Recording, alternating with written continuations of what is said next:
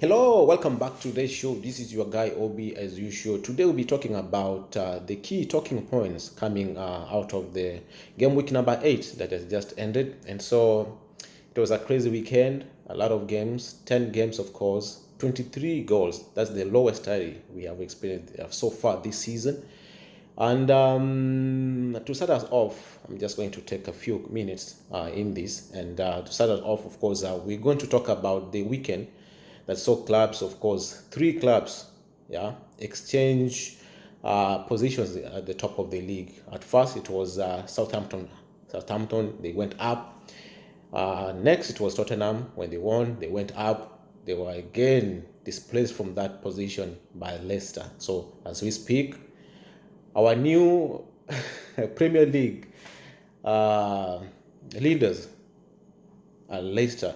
And so this one should ring bells if you are football fans. This is the same way Leicester went up in 2016, which the year which they won the league. I don't know whether it will be early to speculate, but give it to them because Leicester, they're looking like, they can win. They can win easy, they can win ugly, they can win home, they can win away. They can also win against the big boys. We have seen them win against Arsenal away. They have won against Manchester City 5-2 away at Etihad. And so it's not a coincidence. It's actually a strange league, as I always say. And so the second thing is Bruno Fernandes bails out Ole Gunnar Solskjaer.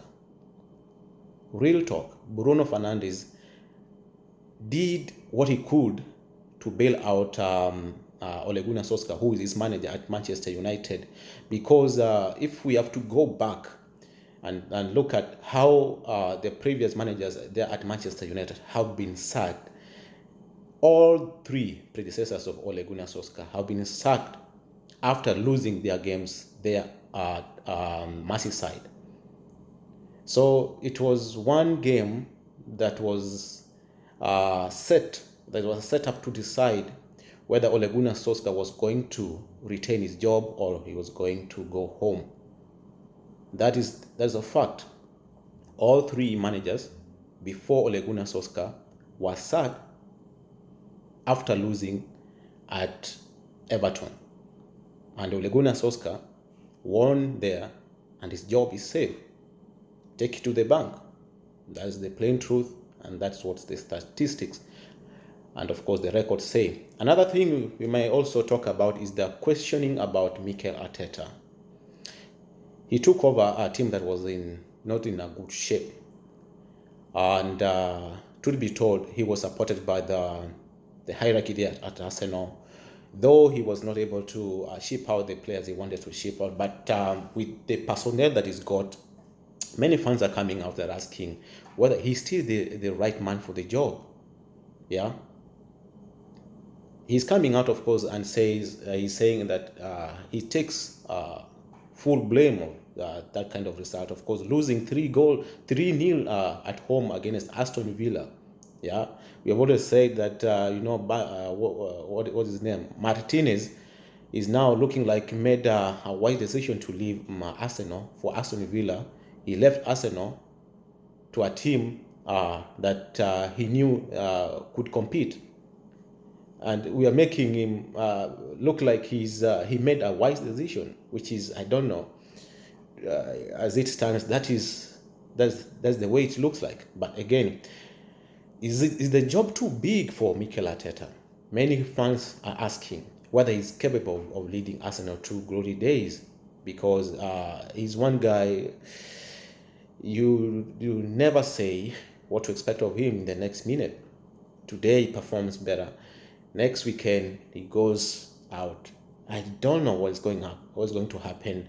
And other fans are also asking whether he's just an overrated manager living under the shadows of Pep Guardiola. Yeah, and so it's so strange. It's so strange that Arsenal have lost 4 out of the possible 8. So they have won 4, they have lost 4. Not the best of records, Another thing is about Jack Grealish. The boy is looking like he's a 100 million worth player, because He's one guy. I know Manchester United were after this guy. They were quoted £80 million, and as it stands right now, I think Manchester United really failed. They should have gone for him because he's proving that he's even worth more than that. He's even worth more than £100 million, because looking at the statistics, he's a guy who has driven the team. He plays in a team that is not very very much endowed with resources personnel wise, but he's one guy who can stand out, take the game on to his hands, and make a difference. We saw yesterday he dragged Arsenal from minute 1 to minute 90, and he's one guy who is designed for better in the near future. Whether Manchester United are going back for him is one thing that we have to wait and see. Another thing is the handball rule. Now it's becoming a real conundrum in the English Premier League. We don't have a clear-cut rule that kind of manages how these handballs are given, because like yesterday we saw Wolves consider penalty because of the handball. We saw the game against Manchester City and Liverpool. Yeah, we saw what happened. One was given, one was denied, and so it's so hard to tell which criteria is used to award penalties coming out of handball. And so there's a lot of debate on that, and we don't know whether the Premier League is going to come out clear and maybe give direction going forward. Another thing is Tottenham Hotspur. This is a team that is looking like champions right now. I don't know, it's too early to speculate, but it does not fall away from what many people are saying. Many people are saying that Tottenham are really looking like they can compete. They look more of a team that can be champions. Whether it's too early to say this, because we have seen winning mentality, home and away. They have a resurgence of their key players. Talk about Tanguy and Ndombele is looking like a different player right now. Son and Kane, they're pulling the races and they are not stopping. So we can only wait. We can only wait and see. Leicester, of course, throwback 2016. It's too early to say so, but we know what Leicester can do. They're a team that once they take a lead, they can hang on that. And you never know where this goes to, because the top teams, they're blowing hot and cold. We never know what to expect of them, apart from Chelsea that is looking like they have a sense of direction. Manchester United, not yet there. Arsenal is something else. Liverpool and Manchester City, yeah, they are in the mix, but we cannot rule out Leicester and Tottenham Hotspur. And so, what can I say? There will be surprises.